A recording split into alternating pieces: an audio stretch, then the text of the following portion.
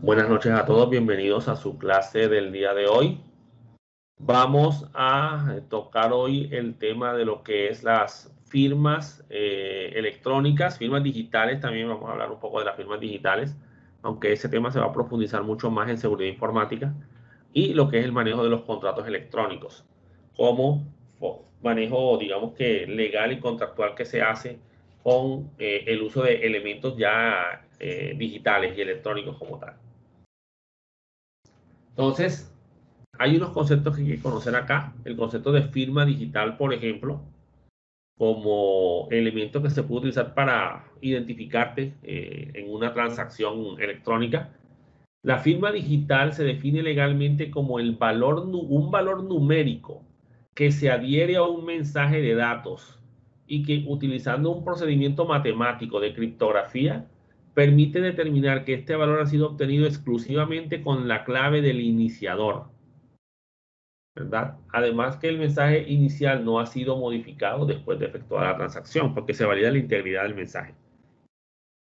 Entonces, no es solamente que tú te identifiques con este elemento, con esta firma que estás poniendo, sino que validas la integridad del mensaje de que el mensaje no fue alterado. Ahora, el detalle particular aquí está en, ven acá, pero tú firmas, pero ¿cómo así que, cómo vamos a saber que esa firma es válida? Sencillo, porque hay un tercero que lo acepta, que lo valida, ¿ya? Ahora, eso si adquiriste un certificado digital. Entonces, ese es lo que es la firma digital como tal. Eh, Normalmente se usa más que todo es para identificarte, pero puede ser utilizado como un elemento clave para firmar también un contrato como tal, ya que te identifican de manera única.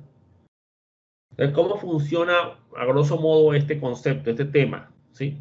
Todavía no hemos visto criptografía, pero vamos a tratar de explicarlo lo más sencillo posible. Tú tienes un documento, ¿cierto? Tienes una información que vas a firmar, que vas a mandar y vas a firmar para que sea autorizada y se sepa que viene de ti, que de verdad viene de ti. Entonces, ¿tú qué vas a hacer? Tú a ese documento le vas a pasar un algoritmo de hash, MD5, SHA-256. Estos algoritmos que matemáticamente te generan un código de tamaño fijo. Oye, ¿no? No confundir con criptografía. Entonces, ese código de hash que se genera es un código, pues, como les digo, de tamaño fijo, o sea que no importa la cantidad de mensajes que vayas a firmar, en este caso, o a aplicarle el algoritmo de hash, siempre se va a generar un tamaño fijo como tal, ¿ya? Por ejemplo, el hash del CRC32 de CRC, perdón, es de 6, 7, 8 caracteres nada más. En MD5 pues ya es un poco más grande, ya ustedes los han visto ya. SHA pues es mucho más grande todavía. Entonces, ¿qué hacemos con ese código de hash? Ese código de hash lo ciframos utilizando una llave de cifrado llamada una llave privada. Cuando yo trabajo con cifrado asimétrico, yo tengo dos llaves. Una llave privada que es mía, única, y que no se la voy a entregar a nadie. Y una llave pública, que esa se la voy a entregar a las demás personas para que puedan cifrar información para mí. Y yo a su vez, con la llave pública de ellos, puedo cifrar información para ellos. Pero como yo ahora lo que necesito es identificarme, yo tengo que cifrar con mi llave privada, ¿sí? Para que cuando ellos lo reciban, ellos lo descifren con mi llave pública. Y si lo descifran con mi llave pública y lo pudieron descifrar es porque soy yo. Porque de verdad sí fui yo el que envió la información. Por eso es que tiene que ser con la llave privada normalmente. Esta es la situación en donde se usa la llave privada para cifrar un mensaje. Pero más que todo es para la parte de la firma.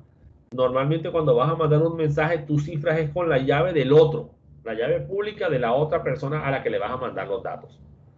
Muy bien.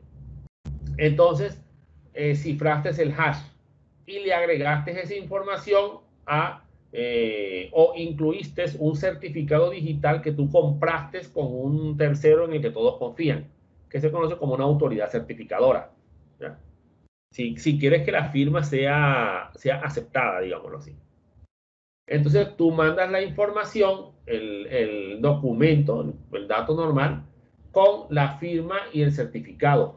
De esa manera, pues el dato ya va firmado y aparte de eso va certificado también. ¿Listo? Cuando el destinatario recibe el mensaje, él toma esa información y separa los datos. Separa el dato que mandaste, que no va protegido, ese dato va normal, es el documento normal.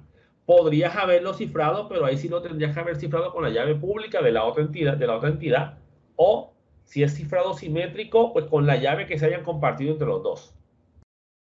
Entonces, en este caso, lees el dato y extraes también la firma digital. La firma digital la descifras con la llave pública de la persona que cifró el mensaje con su llave privada. O sea que él tuvo que haberte mandado la llave pública de alguna manera. Entonces, veo el código del hash y luego le aplico el hash al mismo documento original. Los dos valores matemáticamente deben ser el mismo, idénticos. De tal manera que ahí estás garantizando la integridad, de que el dato no fue alterado. ¿Vale? El hecho de poder descifrar el hash con tu llave pública, perdón, con la llave pública del que te lo envió, especifica que sí es esa persona quien te lo envió, porque él es el único que tiene la llave privada. ¿Ya? Si te lo hubiera cifrado con una llave pública, ¿cómo garantizas que fue él el que te lo envió? Porque es probable que alguien más tenga su llave pública. Ahora, si él le dio su llave privada a alguien más, es porque es muy tonto. ¿Ya? No entiende cómo funciona esta cosa y no sabe que la llave privada, es tuya como tal. Entonces ahí se firma y se valida la integridad también. Porque los hash se usan para validación de integridad. No importa que hayas enviado esto por la red, si los dos documentos son exactamente iguales en el origen y en el destino, el hash generado va a ser el mismo. Entonces, ese es el concepto de firma digital. Ahora, firma electrónica. No hay que confundirlos, aunque en Colombia por mucho tiempo la firma digital y la firma electrónica eran lo mismo. Es más, la firma electrónica era la firma digital. Pero la firma electrónica, ¿qué es? Concepto jurídico equivalente electrónico al de la firma manuscrita. ¿Ya? Entonces, es como si tú firmaras la carta como tal. ¿Ya? Con tu firma y la gente conoce tu firma y dice, ah, sí, mira, sí, esta es la firma del B. Donde una persona acepta y da por validado el contenido de un mensaje electrónico a través de cualquier medio electrónico que sea legítimo y permitido, o sea, de los autorizados por ley. Y en este caso, pues la ley 527 del 99 define y reglamenta el acceso y uso de mensajes de datos, de comercio electrónico y miren aquí, y de las firmas digitales. Es más, el concepto que definen no es el de firma electrónica como tal, sino el concepto de firma digital. Es el que ellos definen como tal. Entonces, ¿cómo se puede realizar una firma electrónica? La idea es que te puedas identificar. Entonces, ¿cómo se puede realizar una firma electrónica? Hay muchas formas de hacerlo. Usando una firma biométrica, o sea, tu huella. ¿Sí? Estás en un lector de huella y tú te registró la huella y listo, ya firmaste. Ya te identificaste, ya pusiste la firma en el documento, eres tú.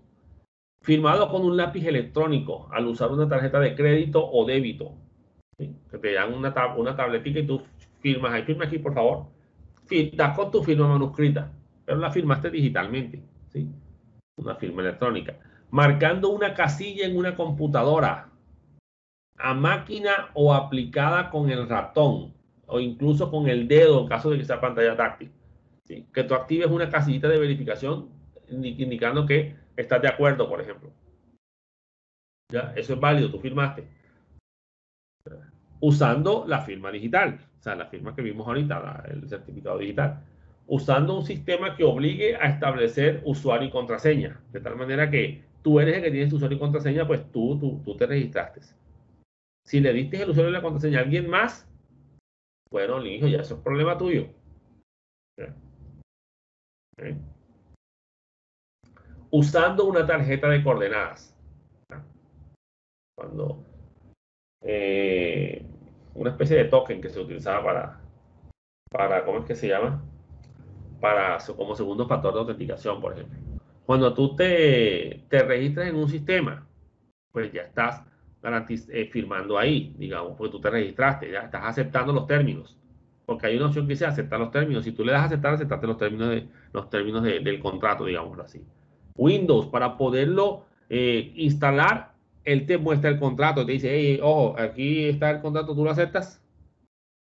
No, yo no lo voy a aceptar. Lo quiero instalar, pero no lo voy a aceptar. Entonces no lo puedes instalar. ¿Por qué? Porque no te pusiste de acuerdo con Microsoft. Ya cuando tú le das a aceptar y o continuar, ya estás aceptando y ya estás firmando el contrato. ¿Sabes? Entonces, digamos que ya ese es el tema de firma electrónica. Entonces, si se dan cuenta, la firma digital digamos que mucho más orientada a temas de ciberseguridad. La firma electrónica, más que todo, de identificar y decir, sí, sí, sí firmé el contrato. Bueno, la ley 257 de 1999, que es la que define el tema de lo que es el comercio electrónico y el manejo de las firmas digitales, ¿ya? Entonces, establece que las partes pueden utilizar la firma electrónica si hay consentimiento de las mismas en cualquier acuerdo, ¿ya? En este caso, pues tiene que haber ese consentimiento en la forma como tú hayas desarrollado la firma. Entonces, se reconocen dos tipos de firmas, ¿sí? La firma digital y la firma electrónica como tal. Pero, como dice aquí, la firma electrónica tiene merma en lo que es la carga probatoria de cuestiones asociadas allá a la parte judicial, ¿ya? O sea que es más difícil que se utilice como evidencia, digámoslo así. Pero ya la firma digital, pues ya esa sí es otra cosa. Sí, con la misma fuerza y efectos que el uso de una firma manuscrita. O sea, que es más válida una firma digital que una firma electrónica. Para cuestiones judiciales, más bien, pues, digámoslo así. Y de acuerdo al decreto 2364 del 2012, con mecanismos que garantizan la autenticidad e integridad. Porque ya vimos que es para eso que se maneja la firma digital. Pero ya la firma electrónica se está mezclando con lo que es el manejo de certificados para darle una mayor validez a ese tipo de firma. Entonces, lo que se conoce como una firma electrónica certificada.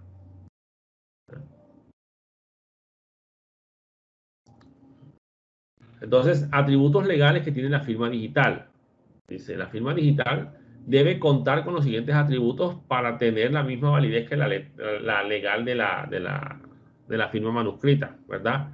Debe ser única para la persona que la usa. Por eso es que se trabaja con su llave privada, de la llave de cifrado privada. Debe ser susceptible de ser verificada. ¿Cómo? Con tu llave pública. Está bajo control exclusivo de la persona que la usa, porque claro, digamos que es tu firma como tal. Está ligada a la información o mensaje, de tal manera que si estos son cambiados, la firma queda invalidada. ¿Por qué? Cuando ustedes calculan el hash, señores, cuando ustedes calculan el hash, ese hash no se altera si el archivo original no es alterado. Pero si el archivo se altera, el hash ya es distinto, de tal manera que se afectó la integridad del mensaje. Así que la firma no será válida. ¿Eh? Porque algo pasó ahí. ¿Ya? Y está conforme a la reglamentación adoptada por el gobierno nacional. Y en el caso de la firma digital, pues sí, sí está de acuerdo con lo que el gobierno nacional estipula, más incluso que la firma electrónica. Aunque como les dije, ya la firma electrónica se está utilizando, ¿verdad? Con el tema de lo que es el manejo de certificados asociados a esta firma. Entonces, para poder manejar este tema de estas firmas digitales, hay que trabajar con entidades de certificación.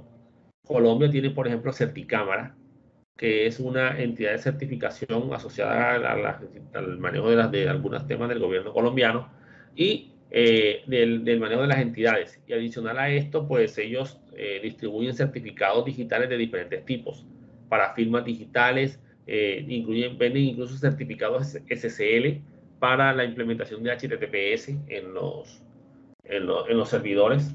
Eso obviamente, pues ellos tienen un contrato con VeriSign, con Symantec, que es el que compró VeriSign, para la venta de estos certificados. ¿Ya? Bueno, ese era el que tenían, no sé si ya lo hayan cambiado. ¿Ya? Entonces, ley 527 o 527 también establece que, que las entidades de certificación son las que encargan de otorgar las firmas digitales. Entonces, ya tú puedes comprar con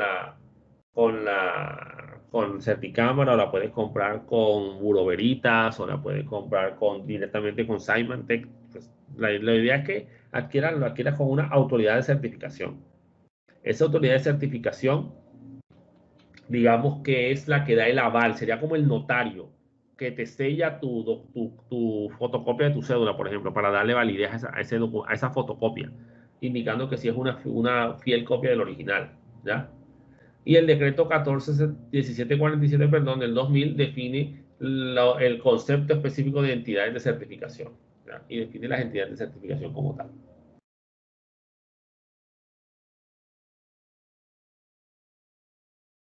Entonces, ¿cómo funciona este tema de las entidades de certificación? ¿Sí? Digamos que ahí a modo general. Pues tú como tal eres la entidad que está accediendo a algún recurso, ¿ya? En este caso haces una consulta en un sitio, por ejemplo, HTTPS. Entonces, ¿qué va a pasar en ese caso? Que vas a validar que el certificado digital, lo que hace el sistema es que valida contra el navegador. El navegador tiene una lista de certificados digitales de esas autoridades certificadoras. Entonces ellos validan contra esa autoridad de certificación para verificar que esa firma que está siendo enviada por esta persona, ese certificado, sí fue emitido por ti y sí le corresponde a este dominio, a este servidor. Entonces ellos se puede validar contra una autoridad digamos que de tercera, una autoridad superior, una autoridad certificadora a nivel superior, el emisor de los certificados y una autoridad de registro para validar la vigencia del certificado, ¿ya? Porque puede que el certificado ya esté revocado cuando la fecha pasó. Entonces ese certificado ya no es válido, tuviste que haber generado otro, ¿ya? Entonces, ese tercero en confianza es el que se va a utilizar para garantizar y decir, sí, él sí es esa empresa porque ese certificado digital que él te está dando sí es el que yo le vendí, ¿ya? Él es el notario, tú llevas tu fotocopia de tu cédula ante un notario, le das el original y le das la copia, él firma y le pone un sello, indicando que sí es una fiel copia del original. Entonces, ese notario es esa entidad, ese tercero en el que todos confiamos, ¿ya? Entonces, una empresa ve esa carta, obviamente tiene el sello de la notaría, tiene la firma del notario, bueno, listo, seguramente sí es la fotocopia de su cédula, ¿ya? Entonces, algo así es una autoridad certificadora.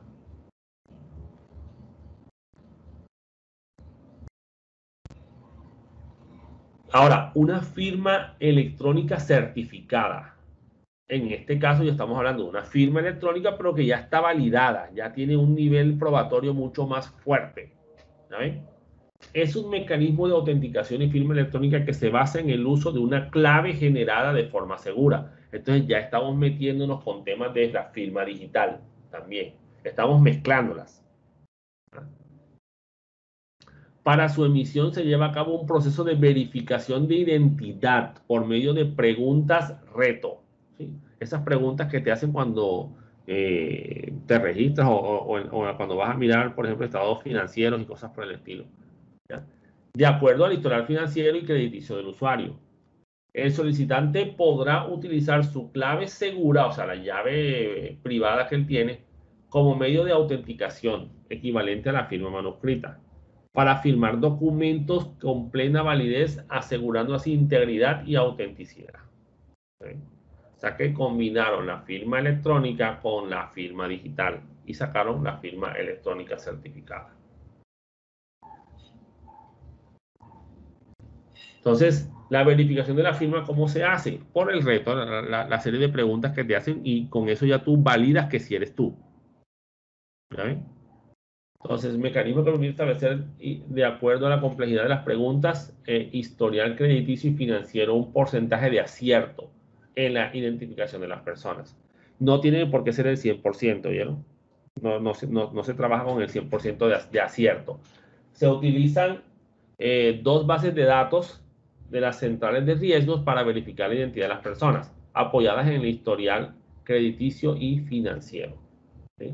Entonces, mire, solo aplica a personas naturales con cédula de ciudadanía o cédula de extranjería que tengan historial crediticio y financiero en Colombia.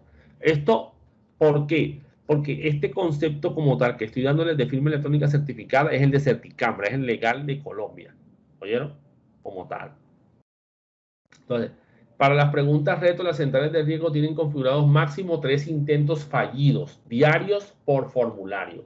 Eso sí, si falles en esos 3 intentos, tu usuario, tu cédula como tal, se bloquea por 24 horas para volver a hacer el intento nuevamente de validar o de firmar electrónicamente lo que vayas a hacer. ¿Ya? Entonces, la comparación entre las firmas.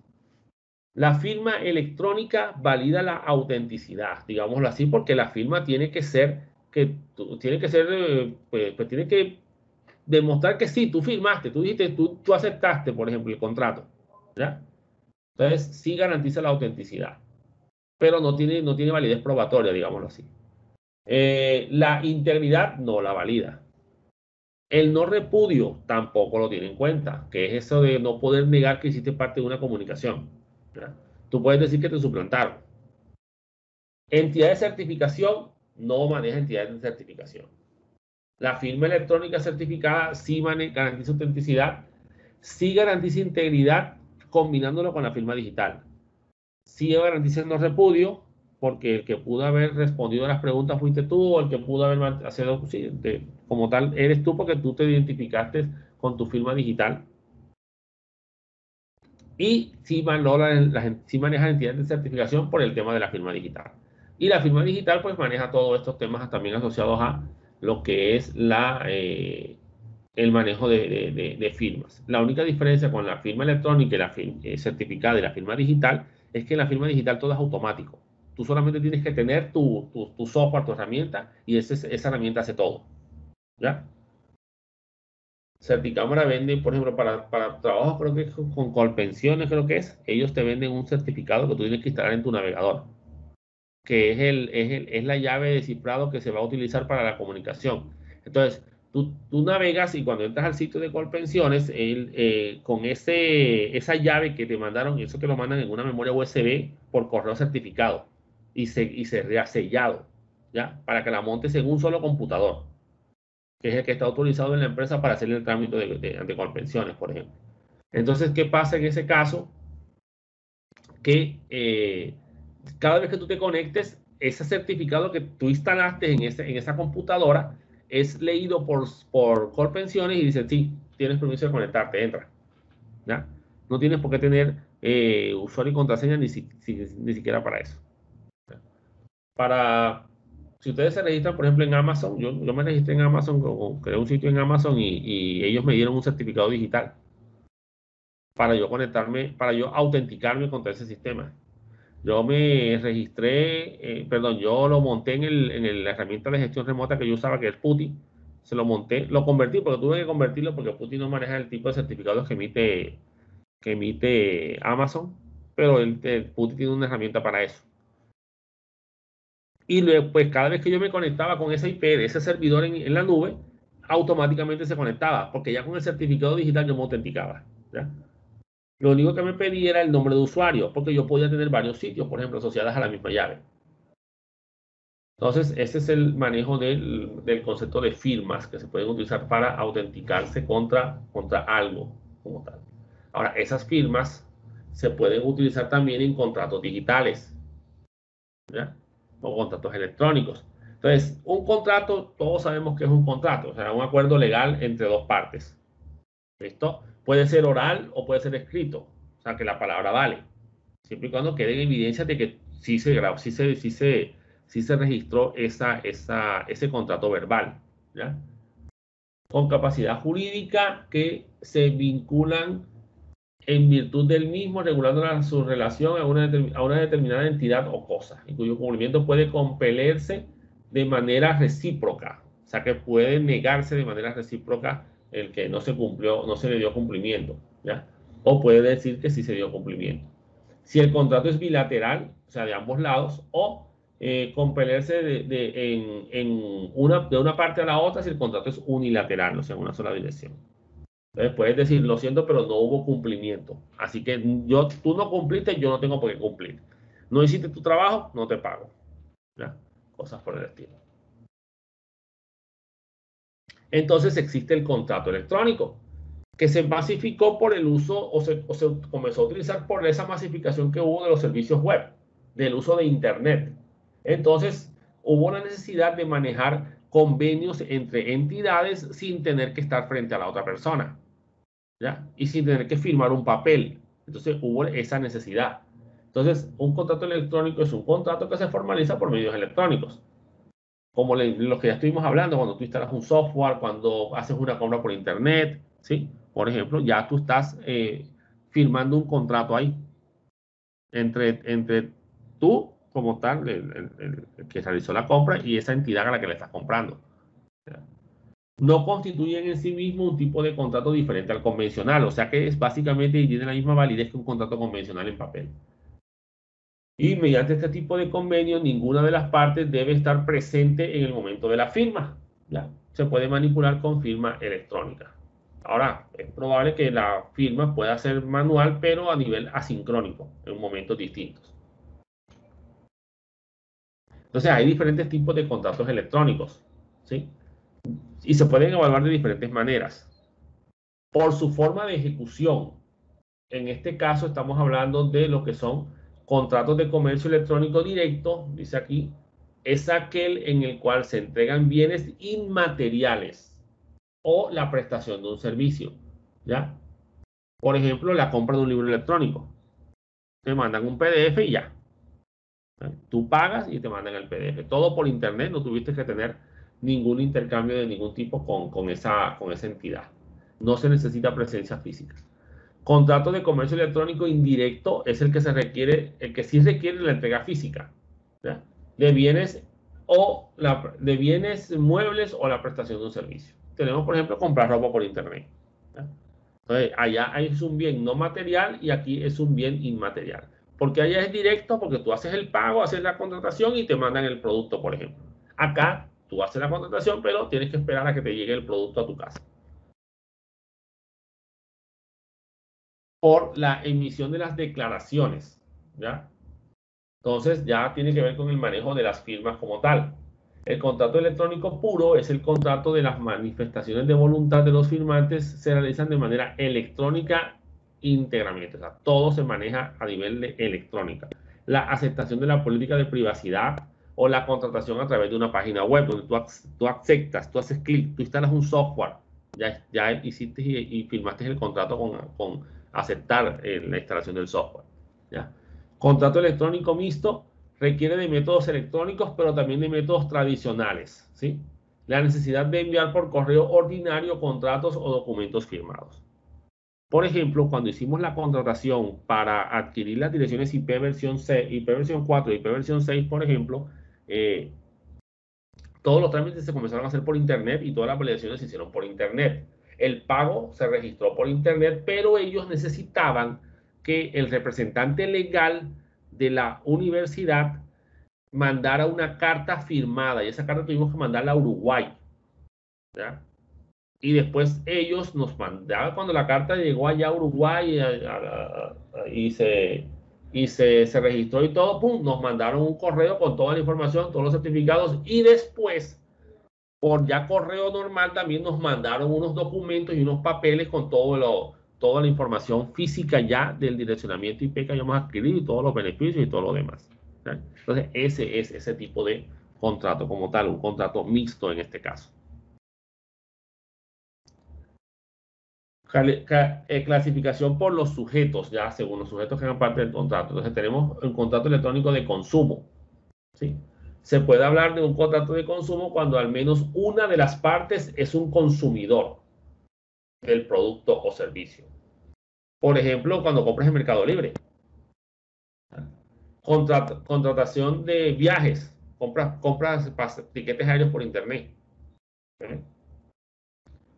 Contrato electrónico mercantil. Ya esto es entre dos empresas. ¿sí? Como tal, y un partner, un proveedor que tú tengas, por ejemplo. ¿Ya? Cuando se contrata la iluminación para un espectáculo en un teatro, ¿ya? Se contrata el sonido, por ejemplo. Si lo haces por internet, no estamos hablando aquí de contratos electrónicos. Ya por la forma de pago, ¿sí? Tenemos el pago electrónico, contrato electrónico con pago electrónico. Solo son válidos en contratos que impliquen una transacción económica, obviamente, ¿no? Se trata de acuerdos que son abonados por métodos electrónicos como una tarjeta de crédito, transferencia entre bancos o dinero virtual. Y tú te tienes que quedar con una evidencia de esa transacción. Por ejemplo, cuando haces pagos de los servicios o ¿cómo es que se llama? Eh, Esas compras que tú pagas digamos que aquí aplican también los otros tipos de contratos, ¿ya? Cuando compras en línea y todo esto. Contrato electrónico con pago tradicional, pues ya sí tienen que hacer el pago de manera física. Ya tú compras, por ejemplo, en la Olímpica, por la aplicación de la Olímpica, y dices, no, se paga acá, ¿ya? Se paga en efectivo o se paga contra entrega. Alguien te manda algo, se registra por internet y no, se paga contra entrega. Entonces, cuando llegues acá, tú pagas el producto.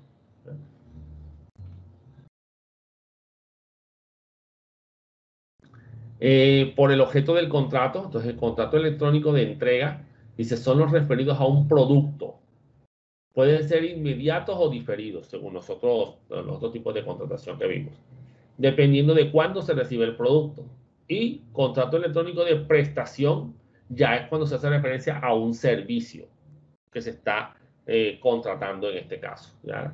No hay bienes referidos en el contrato. También puede ser instantáneo o diferido, como depende de cuándo se entregue, en este caso, el servicio como tal.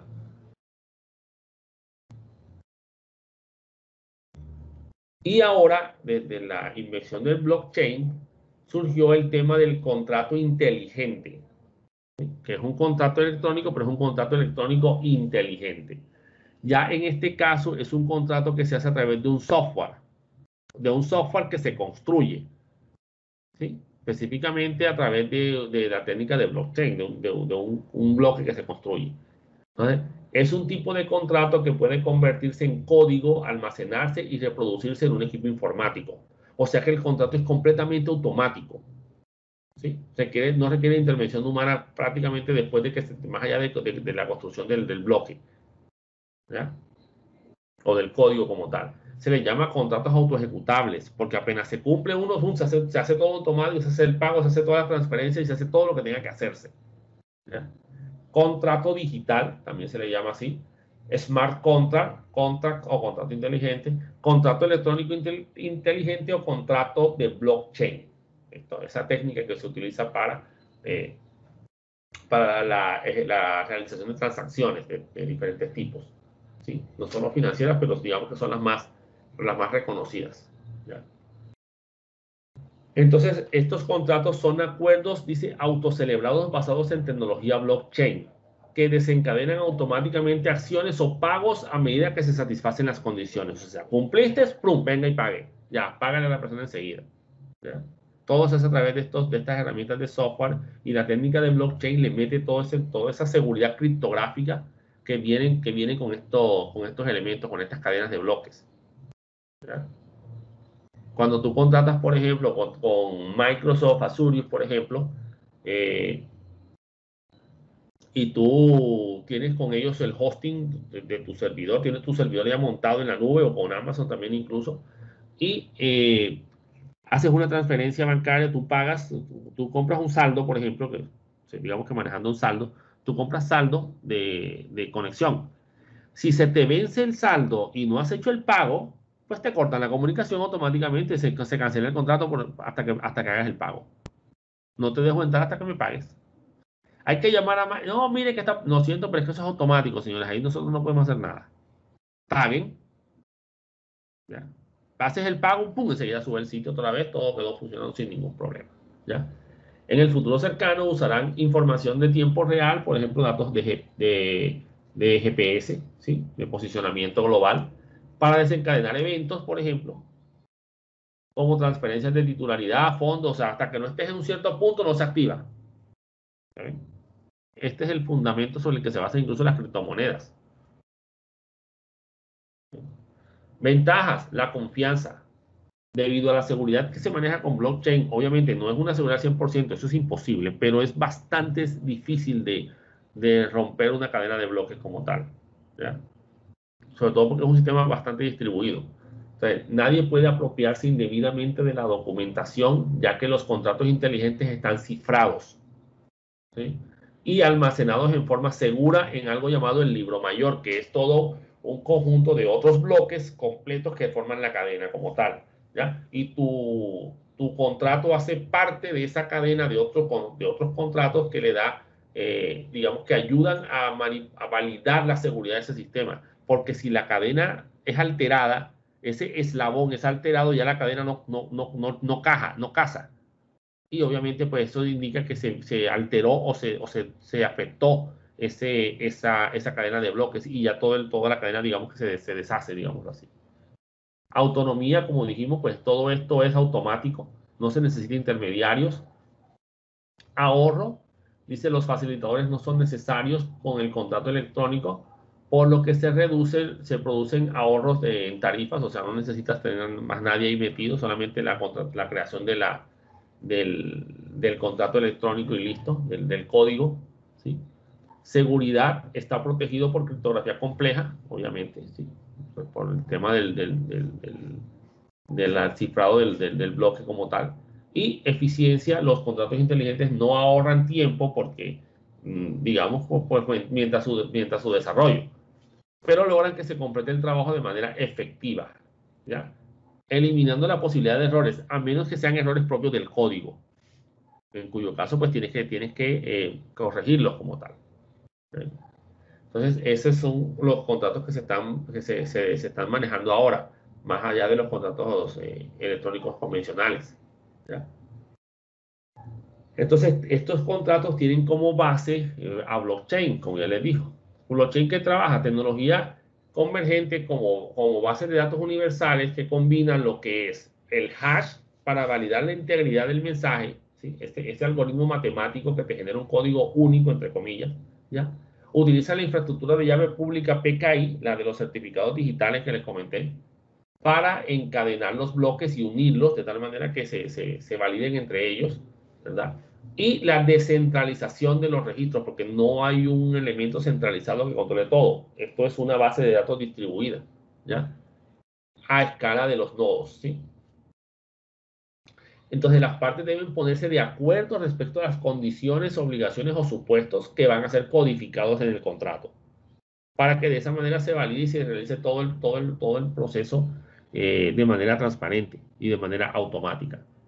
Si existe consentimiento respecto con la base legal, debe convertirse en instrucciones de código informático. O sea, hay que hacer el código de la cadena como tal, del bloque como tal, que va a unirse a la cadena de bloques.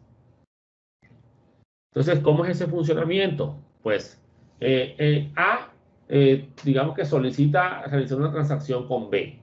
¿Esto qué va a pasar? Esto se une, pues digamos así, o se agrupa en un conjunto o un grupo de transacciones dentro del bloque. De diferentes transacciones que hacen parte del mismo proceso, como tal, de la misma empresa, de la misma entidad. Entonces, todo esto se une a una cadena de bloques, ¿ya? El bloque es verificado por la red de nodos y utilizando métodos criptográficos para validar la integridad y todo esto de ese nodo como tal. Y este bloque se indexa y se agrega al blockchain en lo que es la libreta de control de la que hablamos ahorita, ¿verdad? Y listo, todo está bien, todo está validado, pues se recibe la información de la transacción y hasta que no se cumplan los criterios del contrato, no se hacen las respectivas transferencias y los respectivos pagos en caso de que haya un pago, digamos que referentes a este tema, ¿no? Entonces, digamos que ese es el manejo que se le quiere dar al tema de los contratos electrónicos basados en este nivel de inteligencia que le plantea y ese nivel de seguridad que está planteando o que plantea el uso de blockchain, ¿ya? Que tiene muchísimas técnicas. Blockchain es un manejo bastante complicado del tema del manejo de las transacciones, ¿ya? Y de la seguridad de dichas transacciones. Es más, tiene muchísimos mecanismos y muchísimos algoritmos que se utilizan para la implementación de estas cadenas de bloques. O sea, no hay una sola forma de crear esta cadena de bloques con estos elementos o estos blockchains, señores. Entonces, ese era el tema de lo que era la firma electrónica, la firma digital y el manejo de los contratos electrónicos y contratos digitales. Y hace referencia a temas que ustedes tienen que conocer para poder implementar a nivel digital dentro de sus herramientas o los software que ustedes construyen. Nuevamente, señores, todo este tema legal tiene relación con el tema del manejo que se le va a dar y tiene relación con el tema de seguridad, ¿ya? Por los diferentes implementaciones que se tienen que hacer, ya sea de manera legal o para que el software y la herramienta pues funcione de la manera correcta. Entonces, señores, con esto pues terminamos el tema de la clase de hoy y terminamos el contenido de la asignatura Fundamentos de Seguridad de la Información.